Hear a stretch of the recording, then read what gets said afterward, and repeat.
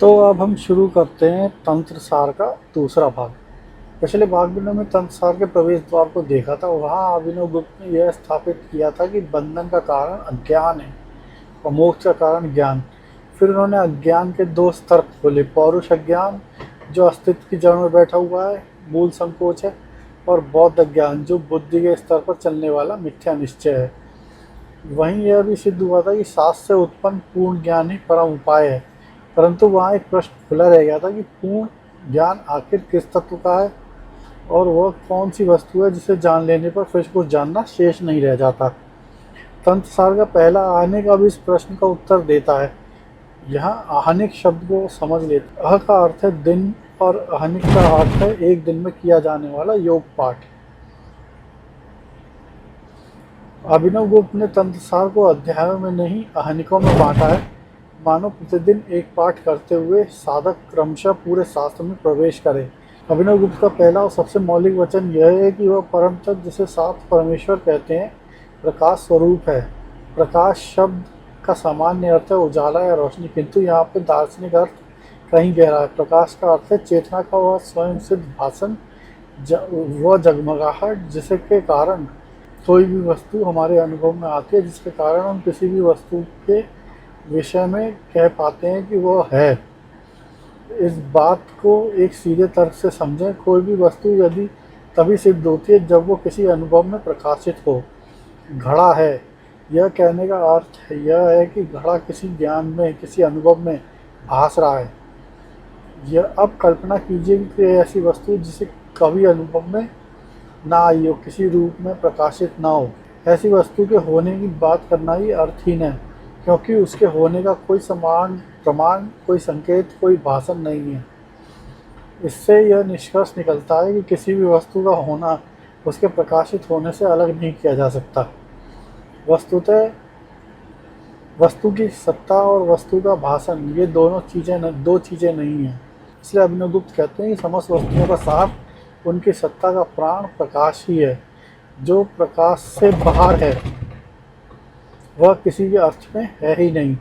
हाँ, पूछा जा सकता है कि प्रकाश किसका प्रकाश है, क्या सूर्य का, दीपक का या आँख का? नहीं, सूर्य और दीपक तो स्वयं जड़ हैं। वे भी तभी सिद्ध होते हैं जब चेतना में भासते हैं। अंधे के लिए दीपक का उजाला कुछ भी सिद्ध नहीं, और गहरी नींद में सोए व्यक्ति के लिए सूर्य का प्रकाश नहीं के बराबर है। अतः जिस प्रकाश की बात यहाँ हो रही है वह भौतिक उजाला नहीं, चैतन्य का प्रकाश है। चैतन्य शब्द का अर्थ होता है चेतन होने का भाव, जानने की वह मूलभूत क्षमता जो हर अनुभव का आधार भूमि है। रूप आँख से दिखता है, शब्द कान से सुनाई देता है, विचार मन में उठता है, किंतु इन सब का दिखना, सुनाई देना, उठना जिस एक भूमि पर घटित होता है वह है चैतन्य। वही वास्तविक प्रकाश है और वही परम तत्व है। अगला स्वाभाविक प्रश्न है, यह प्रकाश एक है या अनेक? हर प्राणी की चेतना अलग अलग दिखती है, तो क्या प्रकाश भी अनेक है? अभिनव गुप्त का उत्तर स्पष्ट है। वो कहते हैं प्रकाश अनेक हो ही नहीं सकता, क्योंकि दो वस्तुओं के भेद करने के लिए कोई आधार चाहिए।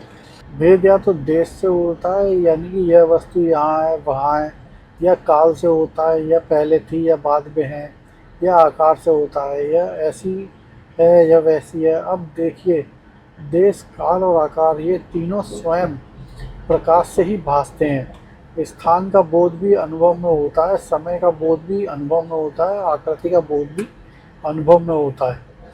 जो चीज़ें स्वयं प्रकाश के भीतर प्रकाशित होने वाली हैं वे प्रकाश को कैसे बांट सकती हैं?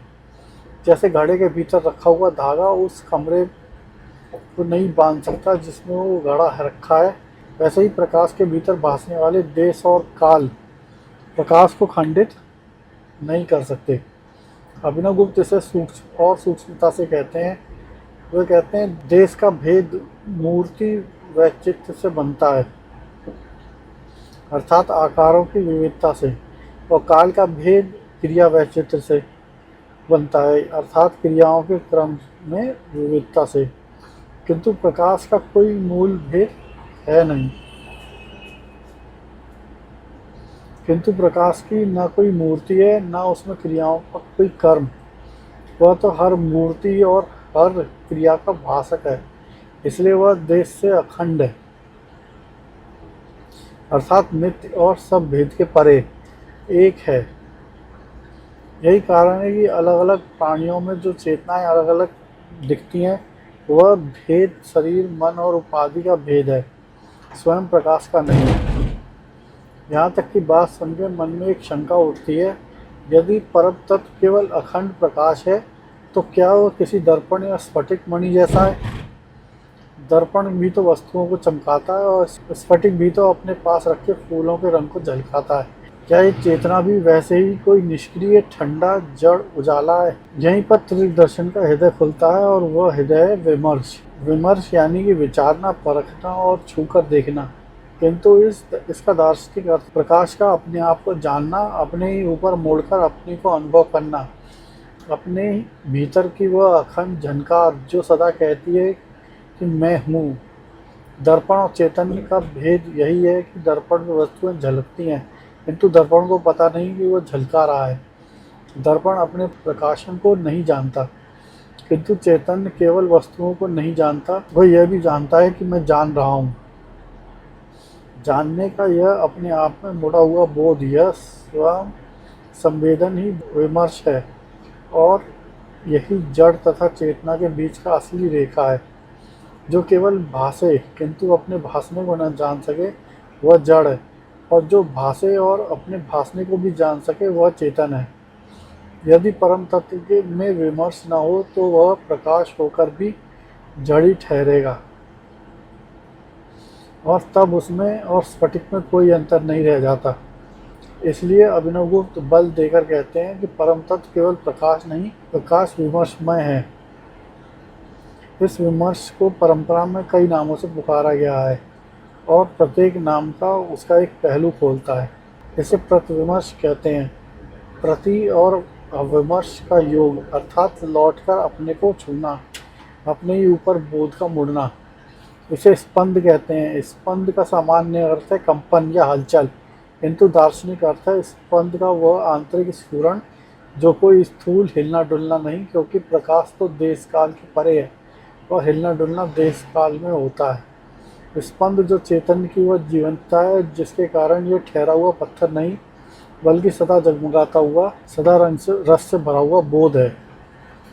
इसे परावाक्य भी कहते हैं। वाणी का वह परम स्तर जहाँ अभी कोई शब्द नहीं फूटा, कोई भाषा नहीं बनी, किंतु बोध अपने आप को मानो सदा बोल रहा है, अपने को सदा कह रहा है। ये सब नाम एक ही तत्व की ओर संकेत करते हैं। चैतन्य मात्र उजाला नहीं, वह अपने को जानता हुआ, अपने को रमता हुआ जीवंत प्रकाश है। अभिनवगुप्त इस विमर्श को एक और नाम देते थे, वही इस पूरे दर्शन की कुंजी है, स्वातंत्र्य। स्वातंत्र्य शब्द स्व और तंत्र से बना है। स्वतंत्र का अर्थ होता है जो अपने ही अधीन हो, जिसकी डोर अपने हाथ में हो, जिसे अपने होने और करने के लिए किसी दूसरे की उपेक्षा ना हो। परम तत्व को अपने प्रकाश के लिए किसी दूसरे प्रकाश की आवश्यकता नहीं, वह स्वयं प्रकाश है। उसे अपने आनंद के लिए किसी बाहरी वस्तु की आवश्यकता नहीं, वह स्वयं में पूर्ण है। और जैसा आगे आएगा, उसे विश्व रचने के लिए किसी बाहरी सामग्री की आवश्यकता नहीं। और अभिनवगुप्त कहते हैं यही स्वतंत्र शक्ति है। इस दर्शन में शिव और शक्ति दो अलग वस्तुएं नहीं हैं। प्रकाश ही शिव है और उसका प्रकाश का अपना विमर्श यानी अपना स्वतंत्र ही शक्ति है। जैसे अग्नि और उसका उष्णता को दो वस्तु नहीं कहा जा सकता, वैसे ही शिव और शक्ति अलग नहीं किए जा सकते। पिछले भाग में मंगलाचरण में जिस यामल की बात, जिस नित्य युगल की बात हुई थी, उसका दार्शनिक अर्थ यही है, प्रकाश और विमर्श का अभिन्न सामरस्य। इसी स्वातंत्र्य के कारण वह शब्द महेश्वर कहलाता है। ईश्वर शब्द का अर्थ केवल कोई शासक करने वाला देवता नहीं। ईश्वरता दार्शनिक अर्थ है जो सब कुछ जान सके और सब कुछ कर सके, जिसके जानने और करने की सामर्थ्य पर कोई रोक ना हो, वही ईश्वर है। और यह सामर्थ्य जहाँ अपनी चरम पूर्णता में है, वह महेश्वर है। ध्यान दीजिए कि जड़ वस्तु में कर्तव्य तो नहीं होता, पत्थर कुछ नहीं करता, उससे करवाया जाता है। तो उस करना उसी का हो सकता है जो स्वतंत्र हो। इसलिए कर्तृत्व वस्तु स्वतंत्रता का ही दूसरा नाम है। जो पूर्ण स्वतंत्र है वही पूर्ण करता है और वही महेश्वर है। और अब वो वचन आता है जो इस पूरे आहनिक का बल्कि पूरे शास्त्र का सबसे क्रांतिकारी वचन है। अभिनव गुप्त कहते हैं कि वह प्रकाश विमर्शमय महेश्वर कहीं दूर किसी और लोक में बैठा हुआ कोई पराया तत्व नहीं है, वह स्वयं अपना ही आत्मा है। प्रकाश की परिभाषा यही है कि वह स्वयं भासता है। यदि कोई दूसरी वस्तु किसी दूसरे वस्तु से प्रकाशित होती है तो वो प्रकाश नहीं प्रकाश्य है, अर्थात प्रकाशित की जाने वाली जड़ वस्तु है। और अपने ही अनुभव में देखिए, हमारी अपनी चेतना, हमारा अपना बोध किसी दूसरे से प्रकाशित नहीं होता। वह जानने के लिए कि मैं हूँ, मैं जान रहा हूँ, हमें किसी प्रमाण की या किसी दीपक की या किसी दूसरे ज्ञान की आवश्यकता नहीं पड़ती। हमारा बोध स्वयं सिद्ध है, स्वयं प्रकाश है। और अभी अभी यह सिद्ध हुआ है कि स्वयं प्रकाश तत्व एक ही हो सकता है, क्योंकि देश काल उसे बांट नहीं सकते। तो निष्कर्ष अटल है, जो प्रकाश हमारे भीतर मैं के रूप में सदा भास रहा है वही अखंड नित्य स्वतंत्र परम प्रकाश है। आत्मा ही महेश्वर है। इस दर्शन में साधक को कोई नया ईश्वर खोजना या सिद्ध करना नहीं है। जो सिद्ध करना होता है वह तो अप्राप्त वस्तु होती है। यहाँ तो वह तत्व सदा से प्राप्त है, सदा से भास रहा है, केवल पहचाना नहीं गया है। साधक का पूर्ण प्रयोजन इस न पहचानने को हटाना है, कुछ नया पाना नहीं। यहाँ एक बड़ा प्रश्न सामने खड़ा होता है और अभिनव गुप्त उसे कतराते नहीं है। यदि तत्व एक अखंड निर्मल प्रकाश है तो फिर यह विश्व कहाँ से आया? यह नीला आकाश, यह सुख दुख, यह अनगिनत प्राणी, यह भेद भरा पसारा, यह सब क्या है? उत्तर फिर से वही एक शब्द है, स्वतंत्र। स्वतंत्र चेतना अपनी ही भित्ति पर विश्व को प्रकट करता है। भित्ति का अर्थ है दीवार, आधार, पट, वह स्तर जिस पर चित्र बनाया गया हो। संसारी चित्रकार को चित्र बनाने के लिए अपनी बाहर की दीवार चाहिए, बाहर के रंग चाहिए, बाहर की तौलिका चाहिए, किंतु चैतन्य को विश्व चित्र प्रकट करने के लिए बाहर से कुछ नहीं चाहिए, क्योंकि वो बाहर कुछ है ही नहीं। सिद्ध हो चुका है कि प्रकाश से बाहर की किसी वस्तु की सत्ता ही नहीं बनती। अतः चैतन्य स्वयं ही भित्ति यानी कि स्वयं ही रंग है, स्वयं ही चित्रकार है। वह अपने ही भीतर अपने ही रस से समस्त विश्व को भाषित करता है। इस भाषण को शास्त्र आभास कहते हैं। आभास का अर्थ है प्रकट होना या भाषित रूप में आना। जगत चेतन से भिन्न कोई दूसरी वस्तु नहीं है, वह चेतन का ही स्वतंत्र है। इसलिए इस दर्शन में जगत ना तो शून्य से उपजा हुआ कोई चमत्कार है और न किसी जड़ प्रकृति या आंतरिक परिणाम है, और ना ही कोई ऐसी मिथ्या भ्रम जिसे थूक कर फेंक देना हो। जगत परम प्रकाश का अपना वैभव है, उसकी स्वतंत्रता की क्रीड़ा है, यानी कि उसकी स्वतंत्रता का खेल है। पिछले भाग में जिस पूर्ण ज्ञान की बात हुई थी, जो विश्व का निषेध नहीं करता बल्कि उसे भी चैतन्य में समेट लेता है, उसका आधार यही दृष्टि है। अब यह भी समझ में आ जाता है कि जीव क्या है और बंधन क्या है। वही एक चैतन्य अपनी स्वतंत्रता से अपने पूर्ण रूप को ढक लेता है और अपने को सिकोड़ लेता है। यह सिकुड़न को संकोच कहते हैं। संकुचित हुआ वही चैतन्य अणु कहलाता है, जीव कहलाता है, और जो अपने को एक शरीर में बंद, छोटा और अधूरा अनुभव करने लगता है।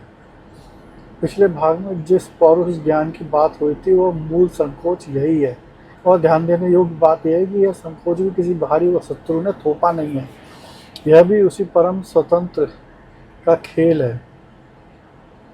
जो तत्व पूर्ण स्वतंत्र है वह अपने को ढकने में भी स्वतंत्र है और खोलने में भी। इसलिए बंधन और मोक्ष दोनों उसी एक महेश्वर की स्वतंत्रता के दो रंग हैं।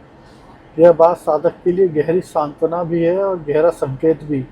जिसने अपने को स्वेच्छा से ढका है वही अपने को खोल सकता है। परम तत्व की इस पूर्णता को परंपरा में 5 शक्तियों के रूप में देखा जाता है। जिनका संकेत मंगलाचरण के 5 मुखों में पहले भी आ चुका है। पहली है चित्त शक्ति। चित्त का अर्थ है शुद्ध बोध। तत्व का सदा प्रकाश रूप बने रहना ही उस चित्त की शक्ति है। दूसरी है आनंद शक्ति। आनंद का अर्थ है यहाँ कोई बाहर से मिलने वाला सुख नहीं, बल्कि अपने आप में पूर्ण तृप्ति, जिसे अपने आप से बाहर कुछ भी पाना शेष नहीं है, उसका वह निज विश्राम ही आनंद है। एक तीसरी है इच्छा शक्ति। विश्व को प्रकट करने की ओर वह उन्मुख, वो प्रथम संकल्प, वह प्रारंभिक उत्सुकता। चौथी है ज्ञान शक्ति। प्रकट होते हुए भी समस्त पदार्थों को जानते रहने की सामर्थ्य। और पांचवी है क्रिया शक्ति। अपने को अनंत रूपों में कर दिखाने की, आकार देने की सामर्थ्य। यह 5 शक्ति 5 अलग अलग टुकड़ों में नहीं है, ये उसी एक स्वतंत्र के 5 चेहरे हैं। जैसे एक ही दीपक की लौ में उजाला, ऊष्मा और गति को अलग अलग गिना जा सकता है पर काटा नहीं जा सकता, वैसे ही चित्त, आनंद, इच्छा, ज्ञान और क्रिया पांचों एक ही तत्व में अखंड रूप में गुथे हुए हैं। अब पहला भाग और इस भाग का सूत्र आपस में जुड़ता है और मोक्ष का अर्थ अपने आप पूरे प्रकाश में खुल जाता है। यदि परम तत्व यही स्वतंत्र प्रकाश विमर्श में चैतन्य है और वह मेरा अपना आत्मा है, तो मोक्ष किसी नई वस्तु की प्राप्ति नहीं हो सकता। मोक्ष है पहचान। शास्त्र इसे प्रतिभिज्ञा कहते हैं और यह शब्द 3 खंडों से बना हुआ है, प्रति, अभि और ज्ञा। ज्ञा का अर्थ है जानना, अभि का अर्थ है सम्मुख होना और प्रति का अर्थ है फिर से लौटना, अर्थात जो सदा सामने था उसे फिर से नए सिरे से इस रूप में जान लेना कि अरे यह तो वही है, यह तो मैं ही हूँ। जैसे कोई व्यक्ति अपने बिछड़े हुए प्रियजन को भीड़ में देखकर भी ना पहचाने और फिर किसी के बताने पर चौंक कर पहचान ले।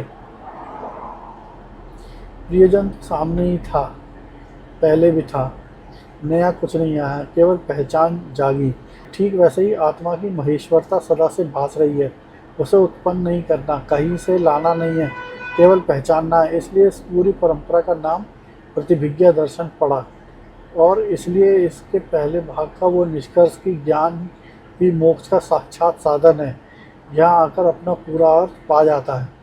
जब बंधन केवल ना पहचानना है तो मुक्ति केवल पहचान लेना ही हो सकती है। किंतु इसी का साथ अगला प्रश्न भी खड़ा हो जाता है, यदि करना केवल इतना है कि अपने स्वरूप को पहचानना, तो यह पहचान होती कैसे है? सब साधकों की स्थिति एक जैसी नहीं होती। किसी का संकोच पतला होता है, किसी का गाढ़ा, किसी की बुद्धि सूक्ष्म, किसी की स्थूल, और सबसे बढ़कर सब पर उतरने वाली अनुग्रह की तीव्रता भी भिन्न भिन्न है। इस अनुग्रह को शास्त्र शक्तिपात कहते हैं। शक्ति का पात अर्थात परम शिव का अनुग्रह, शक्ति का साधन पर उतरना। इसका विस्तृत विवेचन आगे अपने स्थान पर आएगा। यहाँ इतना समझना पर्याप्त है कि विविधता के कारण अभिनवगुप्त पहचान के मार्गों का, उपायों का विभाग करते हैं। उपाय का अर्थ है पास ले जाने वाला साधन मार्ग। वे 4 उपाय बताते हैं। अनुपाय, जहाँ किसी उपाय की आवश्यकता नहीं रहती। संभव उपाय, जो इच्छा शक्ति के आश्रय से चलता है। और शाक्त उपाय, जो ज्ञान शक्ति के आश्रय से चलता है। और आणव उपाय, जो क्रिया शक्ति के आश्रय से चलता है। ध्यान देने वाली बात यह है कि उपायों का यह विभाग भी उन्हीं 5 शक्तियों से जुड़ा है जिन्हें हमने अभी देखा था। यह कोई संयोग नहीं है। अभिनवगुप्त की दृष्टि में साधना का पूरा शास्त्र परम तत्व तो अपनी शक्तियों का ही विन्यास है।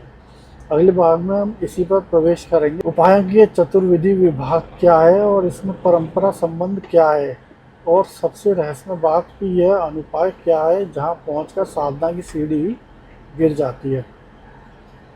तो इसी के साथ ये भाग यहीं समाप्त करते हैं।